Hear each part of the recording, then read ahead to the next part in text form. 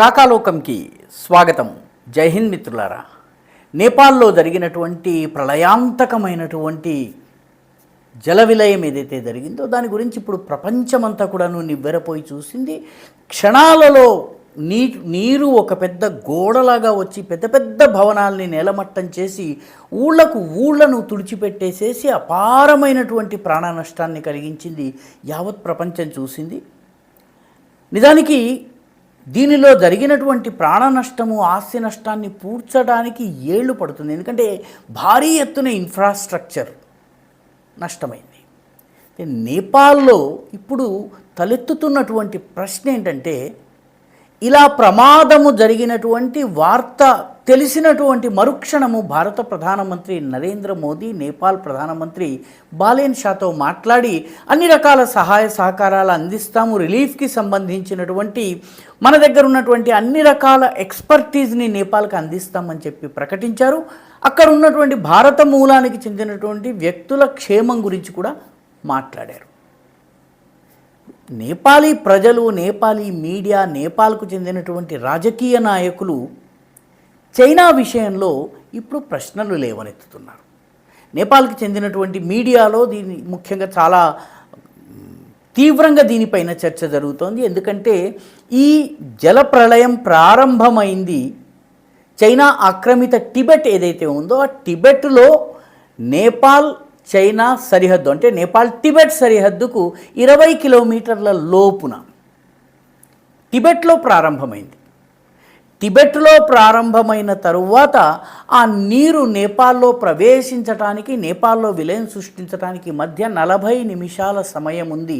ఈ 40 నిమిషాలలో గనక చైనా హెచ్చరించి ఉన్నట్టయితే, చైనా దగ్గర శాటిలైట్ సిస్టమ్స్ ఉన్నాయి, చైనా దగ్గర హైడ్రలాజికల్ మానిటరింగ్ సిస్టమ్స్ ఉన్నాయి, చైనా దగ్గర నీటి మట్టంని, గ్లేషియల్స్ లేక్స్ని అధ్యయనం చేసేటటువంటి అన్ని రకాల వ్యవస్థలు ఉన్నప్పుడు చైనా కొద్దిగా ముందుగా హెచ్చరించి ఉంటే 5-10 నిమిషాలు సమయం లభించినా కూడా చాలా ప్రాణాలు కాపాడటానికి వీలుండేది. ఎందుకంటే మనం చూస్తున్నటువంటి వీడియోలో చాలా స్పష్టంగా పరిగెత్తి వెళుతున్నటువంటి ప్రజల్ని కూడా నీరు చుట్టబెట్టుకుని తీసుకువెళ్ళి తన కడుపులోకి తీసేసుకుంటున్నటువంటి దృశ్యాలు మనం చూస్తున్నాం. పారిపోతున్న వాళ్ళకు కూడా సమయం, వాళ్ళు అదే చెట్ల మీదో కొండల మీద ఎక్కి ఉన్నట్లయితే వాళ్ళకి లాభం జరిగేది, వాళ్ళు ప్రాణాలు కాపాడబడేవి.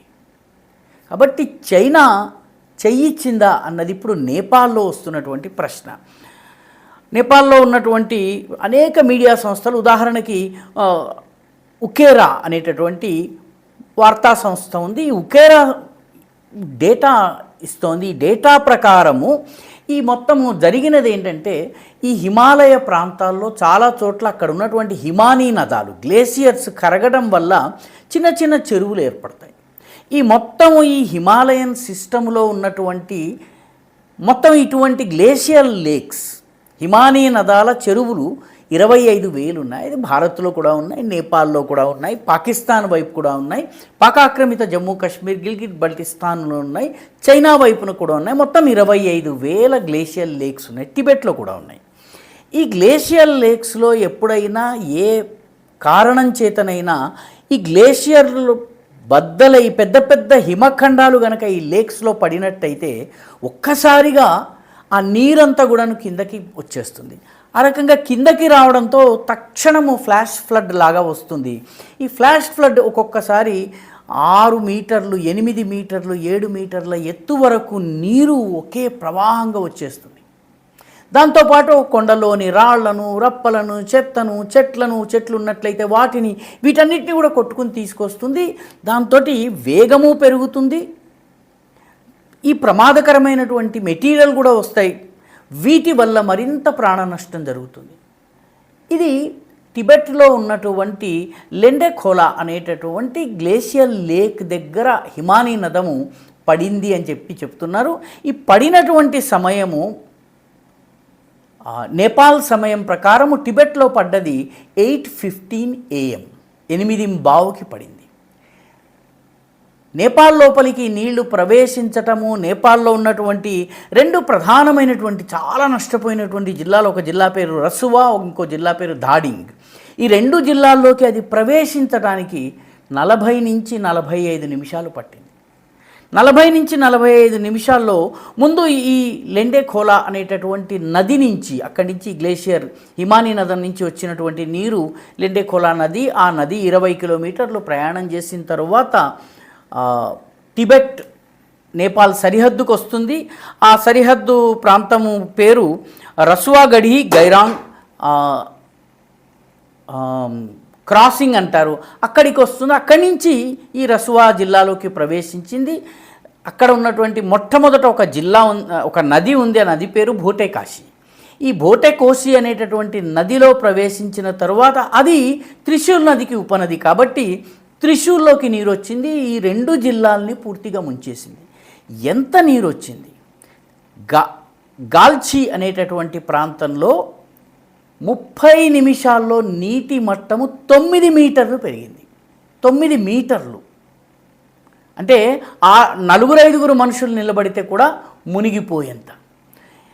ఆ తరువాత మాలెఖు అనేటటువంటి ప్రాంతానికి వచ్చేటప్పటికి అరగంట లోపల 7 మీటర్లు పెరిగింది. ఇంత పెద్ద ఎత్తున నీరు వస్తే ఎవరు మాత్రం కాపాడగలరు?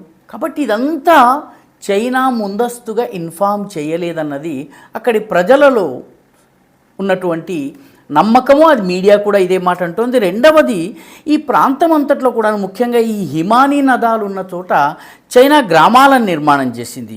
షియావోకాంగ్ సెటిల్మెంట్స్ అని అంటారు వీటిని. మనం ఏదైతే వైబ్రెంట్ విలేజెస్ అని సరిహద్దు ప్రాంతాల్లో గ్రామాలని నిర్మాణం చేస్తున్నామో, చైనా ఈ రకంగా 628 షియావోకాంగ్ సెటిల్మెంట్స్ హిమానీ నదాల దగ్గర చేసింది. పర్యవసానంగా హిమానీ నదాల్లో ఇక్కడ నిర్మాణ కార్యాల వల్ల వాటి వల్ల ఈ మంచు కొండలు పెళ్ళలుగా విరిగిపోతున్నాయి. దానివల్ల ఈ సమస్య వచ్చిందని నేపాల్ వాదిస్తోంది. నేపాల్కి చెందినటువంటి వాళ్ళు వాదిస్తున్నారు. ఎందుకంటే ఇది జరిగేటప్పుడు ఈ మొత్తము ఈ గ్లేషియల్ లేక్స్లో మంచు కొండలు పడటం, పెద్ద పెద్ద హిమఖండాలు పడటం వల్ల వచ్చేదాన్ని గ్లేషియల్ లేక్ అవుట్బస్ట్ ఫ్లడ్స్ అంటారు. GLOF. ఉత్తరాఖండ్లో కూడాను పోయిన సంవత్సరం వచ్చింది. నేపాల్లో 14 నెలల్లో ఈ రసువా జిల్లాలో ఇంత భయంకరమైన ఫ్లడ్ రావడం ఇది 2వసారి. అంతకు ముందు జరిగినప్పుడు ఇంత ప్రాణ నష్టం జరగలేదు, కానీ ఈసారి భారీ ప్రాణ నష్టం జరిగింది. అప్పటికన్నా ఇప్పుడు నీటి తీవ్రత కూడా చాలా ఎక్కువ, జలం యొక్క ప్రవాహ వేగం కూడా చాలా ఎక్కువ, నీటి మట్టం కూడా చాలా ఎక్కువ. కాబట్టి ఈ షియావోకాంగ్ సెటిల్మెంట్స్ ఏవైతే చైనా నిర్మాణం చేసిందో అందులో ఒక టౌన్ని నిర్మాణం చేసింది అంటున్నారు. ఆ టౌన్ పేరు గైరాంగ్ టౌన్. ఈ గైరాంగ్ టౌన్ నిర్మాణం చేయటం వల్ల ఈ మంచు పెళ్ళలు విరిగిపడ్డాయని చెప్తున్నారు. కాబట్టి చైనా అక్కడ ఉన్నటువంటి పర్యావరణాన్ని కూడాను చిన్నాభిన్నం చేస్తోంది, ఇకాలజీని కూడా ఎఫెక్ట్ చేస్తోంది అని చెప్పి నేపాల్లో ఉన్నటువంటి మీడియా ఇప్పుడు వాదిస్తోంది. అయితే చైనా ఈ వార్తలన్నీ వచ్చిన తరువాత నేపాల్లో ప్రజానీకం చైనా విషయంలో మాట్లాడటం మొదలుపెట్టిన తర్వాత చైనా ఒక స్పష్టీకరణ ఇచ్చింది. ఈ షియావోకాంగ్ గ్రామాల వల్ల ఇది జరగలేదు, మాకు సమాచారం వచ్చాక మేము ఎలాంటి ఆలస్యం చేయలేదు, మేము నేపాల్కి అన్ని రకాల సహాయ సహకారాలను అందించాలని మా రాయబార కార్యాలయానికి చెప్పాము. భారతదేశము వస్తువుల్ని పంపిస్తోంది, సిబ్బందిని పంపిస్తోంది, రాయబార కార్యాలయాన్ని యాక్ట్ చేయమని చైనా చెప్తోంది. దాంతో చైనా ఈ విషయంలో సరిగ్గా వ్యవహరించలేదు, ముందస్తు సూచన ఇవ్వలేదు, హిమానీ నదాల ఎకాలజీని దెబ్బతీసేలా ప్రవర్తించింది.